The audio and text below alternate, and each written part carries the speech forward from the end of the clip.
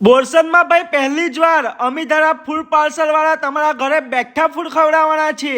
અરે હા ભાઈ, તમે એકદમ સાચું સાંભળ્યું। અમીધારા ફૂડ પાર્સલમાં સવારે 10:30 થી 2:30 વાગ્યા સુધી 300 રૂપિયાથી પ્લસનો કોઈ પણ ઓર્ડર પર તમારા ઘરે બેઠા એકદમ ફ્રીમાં હોમ ડિલિવરી મળી જવાની છે। અને અહીંયા માત્ર 120 રૂપિયાથી સ્ટાર્ટિંગ પંજાબી થાળી મળી જવાની છે અને સબ્જી માત્ર 80 રૂપિયાથી સ્ટાર્ટિંગ થઈ જવાની છે।